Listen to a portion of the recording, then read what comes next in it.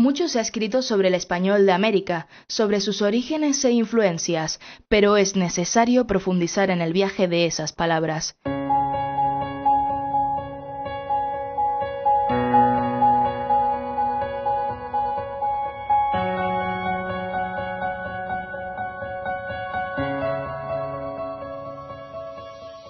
Cuando se produjo la llamada Era de los Descubrimientos en los siglos XV y XVI, los portugueses dominaban el Atlántico. Con sus navegantes y pobladores se expandió el habla portuguesa por el mundo, mezclándose con otras lenguas. Una de esas lenguas es el español. ¿Cuándo se incorporaron los portuguesismos a la lengua española?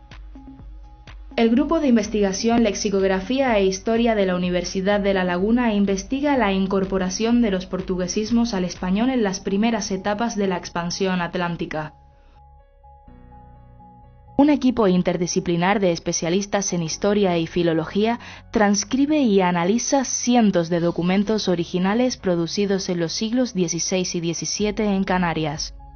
Sus investigaciones sobre el léxico portugués han cambiado la visión tradicional que se tenía de los portuguesismos.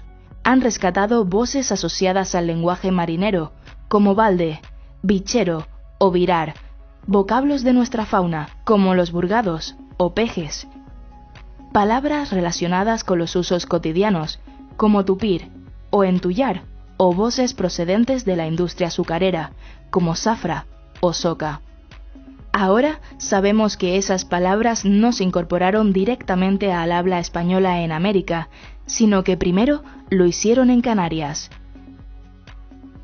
A pesar de ello, en los diccionarios muchos términos españolizados en las islas aparecen erróneamente como americanismos.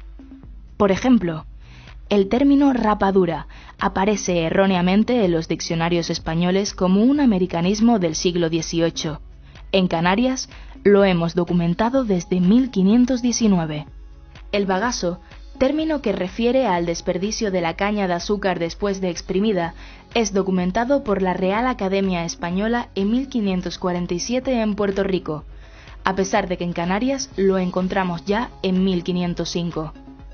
La famosa cachaza, referida a la espuma e impurezas que sobrenadan en el jugo de la caña de azúcar cuando se calienta, no es un término que pasó a la América española vía Brasil, como se pensaba hasta ahora, sino que lo hizo procedente de Canarias, donde se documenta ya en 1527. En la actualidad, el Grupo de Investigación Lexis continúa trabajando sobre la llegada a Canarias de los portuguesismos. Estos representan entre un 8 y un 10% del vocabulario específico de Canarias.